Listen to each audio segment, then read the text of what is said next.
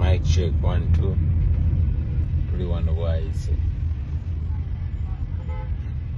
Akatambi ketutandise nako ka Robert Kyagulanyi Ssentamu oba muyite Bobi Wine bwe yabadde nga atudde muzimu ku takisi z'omu Kampala bwe wandibanga okiyita wabula oluvannyuma oba okusookera ddala olunaku lw'eggulo amawulire gaasiibye gavuga okuva ku mikutu emigattabantu egy'enjawulo nga gannyonnyola ku mbeera y'okubeera nti Robert Kyagulanyi Ssentamu oba muyite Bobi Wine yandibanga yavudde mu ggwanga nyaffe Uganda n'abaako ewandi gy'ayolekera emikutu egy'enjawulo nkugambye egiwandiika ku mikutu gino kwennyini kwe tuli wamu abadde ogwa The Chimp Reports wamu The Witness wamu n'emikutu emirala egigwa mu kkowe eryo gy'abadde gitandise okuba nti gisaasaanya amawulire gano. In fact ngenda kubanga nkuyitiramu a 1-minute read article eyawandiikiddwa The Chimp Reports bwe babadde bannyonnyola butya Bobi Wine bwe yabadde afulumyemu eggwanga nawa gye babadde bajje amawulire gano. Babadde bagamba the reported departure follows days of heightened tension after Kyagulanyi said he went into hiding on January 16, citing a military raid on his Magere home and fears for his personal safety. Tugende maaso soka twetegereze butya abamawulire ab'enjawulo ababadde bannyonnyola nti Bobi Wine eggwanga alivuddemu na biki kwe babadde batandise okuba nti basimba essira okubeera nti bakakasa bannayuganda ti Bobi Wine yabadde Adduse mu Uganda. Opposition leader Robert Kyagulanyi Ssentamu, popularly known as Bobi Wine, reportedly left Uganda and entered a neighboring East African country about a week ago, according to officials familiar with the matter, even as government leaders insisted he was not being chased by state security agencies. Kati emikutu gy'amawulire egimu egyabadde giwandiise gyabadde gigamba nti Bobi Wine yavudde mu ggwanga wabula ate bwe ginnyonnyola nga gigamba nti eggwanga yalivaamu kati wayise wiiki nnamba nga taliriimu.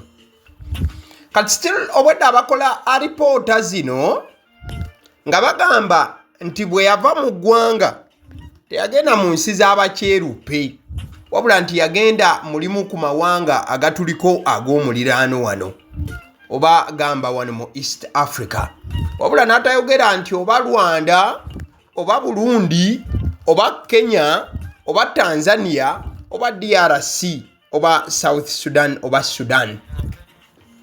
Emikutu obwedde egigamba nti Bobi Wine yafulumye eggwanga. Kati obwedde abalipotinga nga bagamba nti amawulire gano babadde bagajje kubamu ku bakulu. That's the information we are getting now. Quoted one of the officials that was not disclosed, as they went on to say that he left Uganda about 7 days ago. Kati obwedda bonna abalipotinga nti Bobi Wine yafulumye eggwanga nga bakyesigamya ku nsonga y'ebyo ebyatuukawo naddala mu maka ge ng'ennaku z'omwezi 15 ne 16 bakira ajje adduke ewakaawe wabula ate wayitawo akabanga katono ennyumba ye neesalibwako era mukyala we n'ateekebwa mu mbeera eyali enzibu. Wabula ffe nga YouTube channel eyagala otugezezaako okwetegereza emikutu gy'omukulu emigattabantu tegeeza His Excellency Bobi Wine nga teriiyo bubaka bwonna bwe ataddeyo bwekuusa kubeera nti yadduse oba yavudde mu ggwanga oba nti yeemuludde. Kati awo kitegeeza nti ye bw'aba tataddeyo bubaka afazaali wandibadde nga osuubira bakulu banne bwe batwala ekibiina ki The National Unity Platform okubeerako obubaka bwe basobola okubeera nga batuteera ku mmeeza wabula okukeberako wa the leader of opposition the Right Honourable Joel Ssenyonyi nga buteerere tewali bubaka bwonna bwe yataddeyo obwekuusa ku ky'okubeera nti Robert Kyagulanyi Ssentamu Bobi Wine eggwanga yalitebuse oba taliriimu. Netugamba waayi Kyolsenyo yayinza okuba ng'ensonga tannaba kubanga azirambika wabula ng'ate Ssaabawandiisi w'ekibiina the right honourable. Is he the right honourable? Okay, Ssaabawandiisi w'ekibiina David Lewis Rubongoya yandibanga asobola okubaako kyatubuulira munange okwetegereza emikutu gye emigatta bantu naye ng'ensonga akyali ku kya honourable Muwanga Kivumbi wamu ne Akiso Benjamin nga talina nsonga yonna gy'annyonnyola kutugamba nti oba Bobi Wine eggwanga yaligguseemu.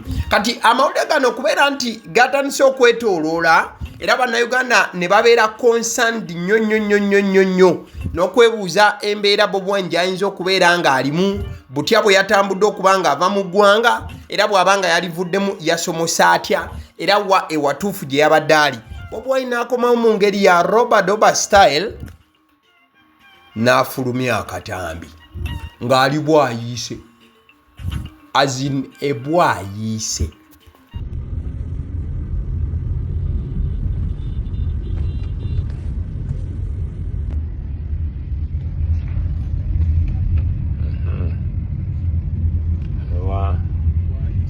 Bwayiise. Mic check 1 2 tuli wano bwayiise. Ako ke katambi ka Robert Kyagulanyi Ssentamu. In fact yabuuziza n'okubuuza yabagambye wano wa olw'ensonga bangi ababadde batandise okubitambuza nti yadduse mu ggwanga.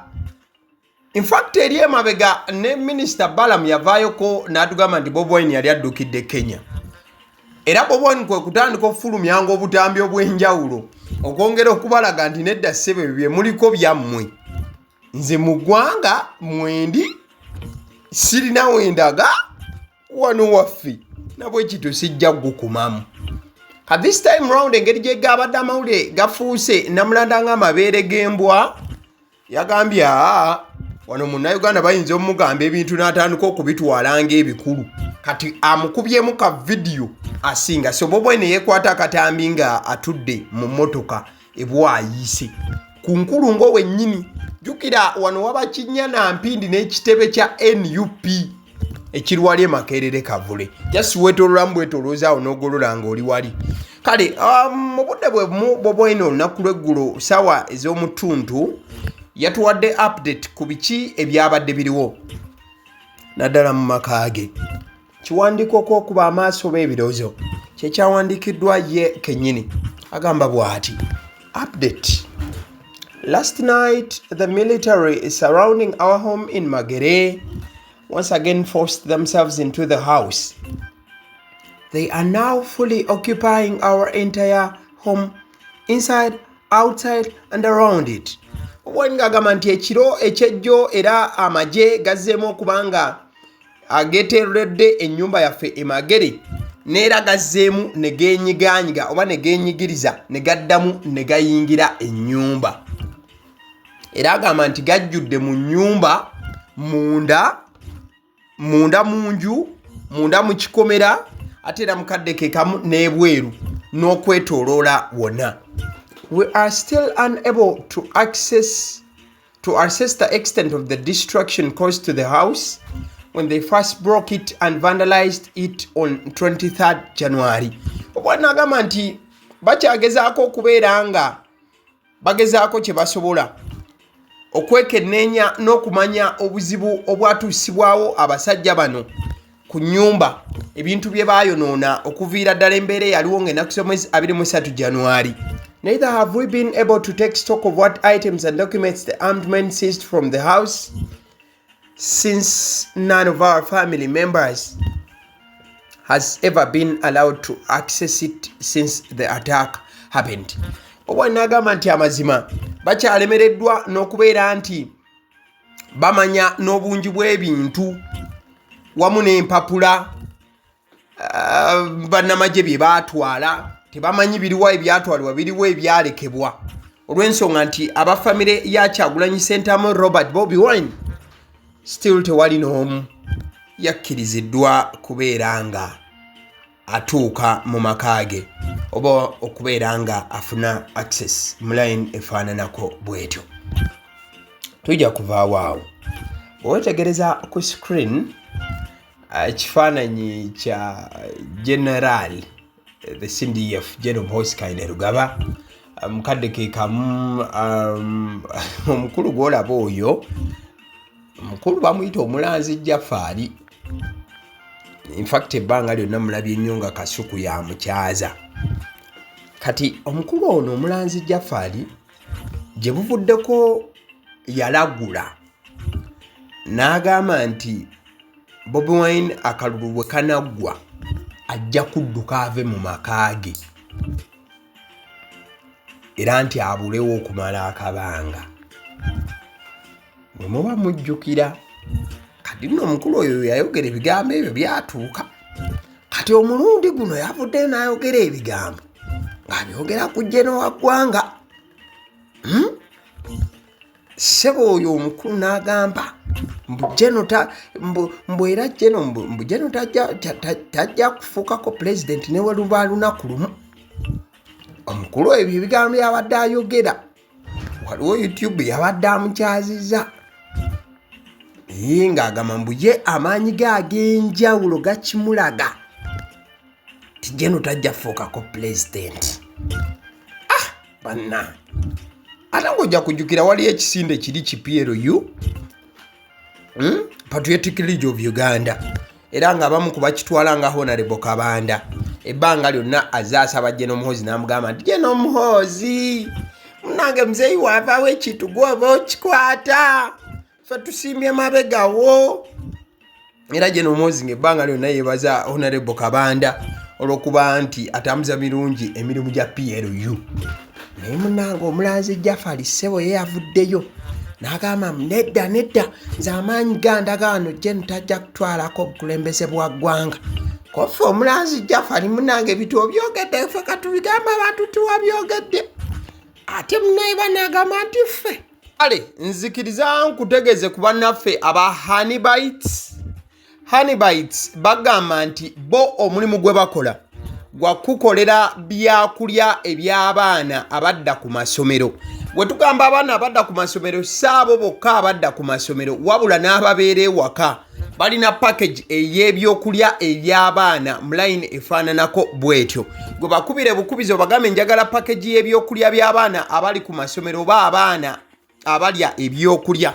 Balina ebyokulya yogera ku daddies, yogera ku binyeebwa, amawogola, yogera ku bagiya, yogera ku cupcakes, yogera ku donuts. Osobola okubafuna ku 0709 787508 ate era mukadde ke kamu bw'oba oyagala ku pizza size yonna era namba y'emu. Ate era mukadde ke kamu bakola ne cake eza buli mukolo babayita aba Honeybites. Njagala n'okutegeeza ku bannaffe aba Alson Painters UG bano basiizi ba langi era nga balina obukugu mu kusiiga langi era bamanyi ne langi ki egenda ku kizimbe kyo era mu ruumu ki. Tebasobola kuddira langi yandigenze mu kisenge ate ne bagisiiga mu ddiiro ey'omu dining ne bagisiiga mu kinaabiro. Nedda, Alson Painters UG omulimu gw'okusiiga langi bagukugukira ddala. Basiiga ebizimbe okuviira ddala ku ruumu emu paka ku makalina n'amakalina. Gwe bakubira ebukubizo bagambe nti Alson Painters UG namaliriza okuzimba ekizimbe kyange. In fact ne bw'oba olina ekizimbe nga kikadde nga olaba langi yaakyo efaanana si bulungi, Alson Painters UG bazze kugonjoola nsonga eno. Bakubire ku 0705 1936 be bannaffe aba Alson Painters UG. Aba Sedi Omusunsuzi erinnya eryange yenze aba Sedi Omusunsuzi. Yenze atuula emabega w'omuzindaalo buli lunaku era ly'eddoboozi ly'owuliriza ku mukutu guno aba Sedi Omusunsuzi ly'eddoboozi eryo era ng'omukutu kwoli gwe guno ogwagaliwo. Nagamba nti information yonna gy'olaba ku channel eno tetugattamu kintu kyonna ate tewali kye tutoolamu. information nga bw'eba eyingiddewo ffe bwe tugikwata ne tugikuwa kati gwe omulabi n'osalawo ki ekyokukozesa information eyo kati kyogenda okukola mukwano gwange bw'oba omaliriza okulaba vidiyo eno likinga commentinga ki kyolowooza mukadde ke kamu subscribinga bwoba nga omukutu guno oli mupya ate era mukadde ke kamu sharingira mikwano gyo girabe vidiyo eno ate ne videos endala ku mukutu guno Agaliwo YouTube channel mwebale kutulaba.